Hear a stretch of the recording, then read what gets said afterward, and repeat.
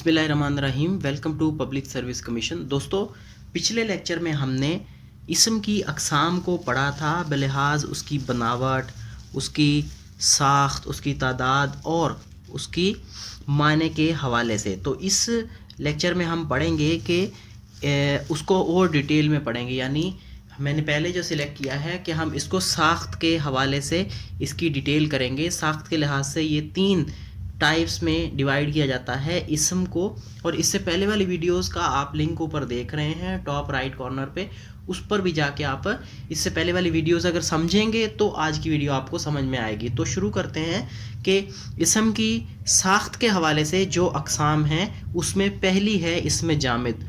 बाकी ये जो हैं ये नेक्स्ट वीडियो का हमारा टॉपिक होगा, लेकिन इसमें ये 3 टाइप्स में क्लियर करूँगा। तो इसलिए पहले इसमें जामिद को शुरू करते हैं और इनको फ़िलहाल यहाँ से रिमूव करते हैं। तो इसमें जामिद का मतलब क्या है?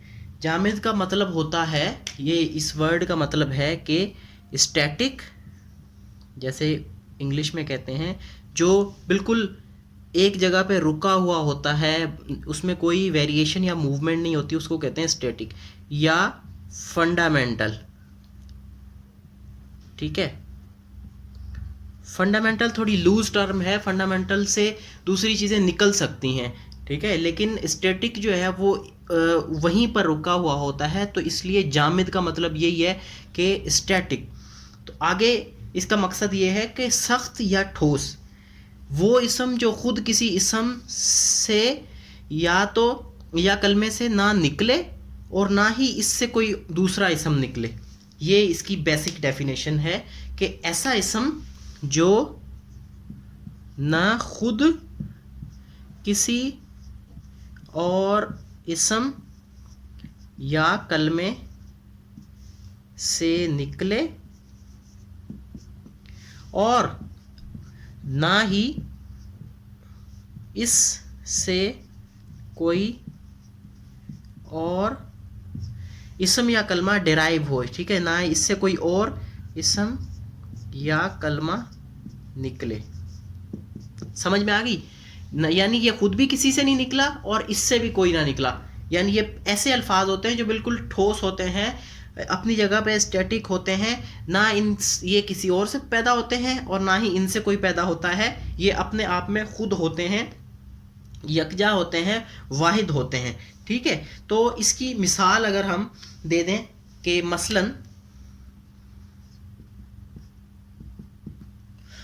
हमारे पास है जैसे पहाड़,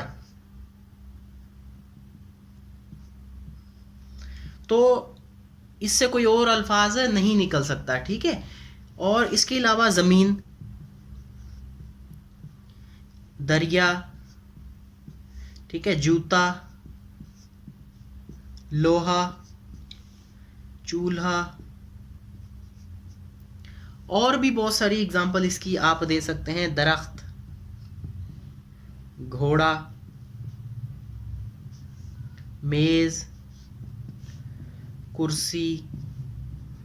तो ये सारे ऐसे अल्फाज हैं जो ना किसी और से निकलते हैं खुद और ना ही इनमें से कोई अल्फाज निकलता है, ठीक है। इसकी मीनिंग आपको तब क्लियर होगी जब आप इस इसम की दूसरी टाइप पढ़ेंगे, इसमें मश्तक और इसमें मस्दर पढ़ेंगे, तो इसका आपको पता चल जाएगा फिर कि ये क्या चीज़ है। फिलहाल ये आप याद रखें कि ये ऐसे अल्फाज हैं जिनमें से ना तो कोई और निकलता है ना ये किसी और में से निकलते हैं। इसमें मश्तक सेकंड टाइप है इसकी। इसमें मश्तक का मतलब, ये जो मश्तक अल्फाज है इसका मतलब है डेराइव्ड। डेराइव्ड यानी निकला हुआ, ठीक है, या किसी और से बना हुआ। तो ये ऐसा इसम है कि जो खुद तो किसी मस्दर से निकला हुआ हो लेकिन इससे मज़ीद कोई कलमा ना निकले। यानी ये किसी और से डेराइव्ड होगा और इससे मज़ीद कोई नहीं बनेगा। ये खुद किसी और से डेराइव हुआ है, किसी और से बना है, इससे आगे कोई अल्फाज नहीं बनेगा। समझ में आ रही है? ये आपको वाज़े डिफरेंस। पिछले वाले में क्या था, ना वो किसी से बनता था ना उससे कोई बनता था। ये खुद तो किसी और से बना हुआ है लेकिन इससे कोई नहीं बनेगा। मिसाल के तौर पे यानी ये कैसे बना, आने वाला, इसमें मस्तक है, आने वाला, ठीक है, जाने वाला,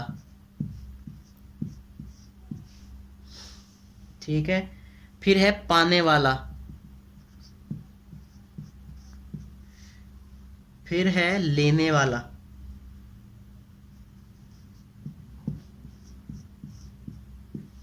अब मैं बताता हूं कि जैसे मैंने बताया कि ये खुद किसी और से निकलते हैं, तो अब वो कौन से अल्फाज हैं जिनसे ये निकले हैं, तो आने वाला किससे निकलता है, आना, जाने वाला जाना, पाने वाला पाना, और लेने वाला लेना। समझ में आ रही है बात। तो अब आना से क्या निकला, आने वाला, पाना से पाने वाला, जाना से जाने वाला, और लेना से लेने वाला। अब इसमें मस्तक कौन सा है, ये है या ये है, ये वाला है, दूसरा वाला, ये इसमें मस्तक है, सॉरी, ये इसमें मस्तक है, ये जो ब्लू में लिखे हुए हैं और ग्रीन से जिनको सर्किल किया है, ये है इसमें मस्तक। और यहीं से समझ में आ जाना चाहिए कि ये जिससे निकल रहे हैं वो इसमें मस्दर है। इसको देखते हैं।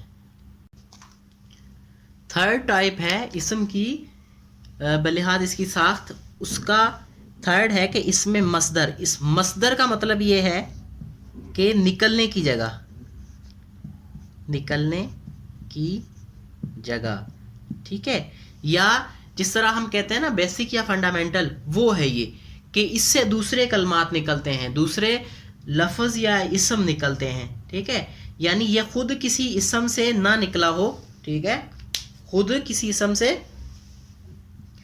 खुद ना निकला हो, लेकिन इससे निकलें, इससे इसम निकलें। जनाब समझ में आई ये बात।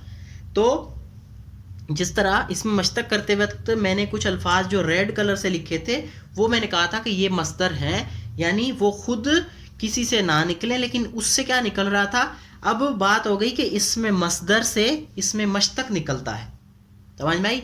पहला तो किसी से निकलता है नहीं है जामिद, मस्दर से मस्तक निकलता है, यानी मस्दर जो खुद किसी से ना निकला हो लेकिन इससे निकले, जैसे ये है। इसकी मिसाल कौन कौन सी हैं, मसलन पढ़ना,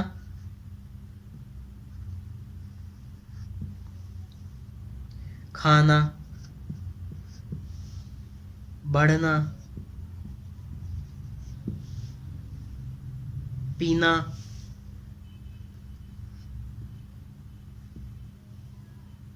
सोना।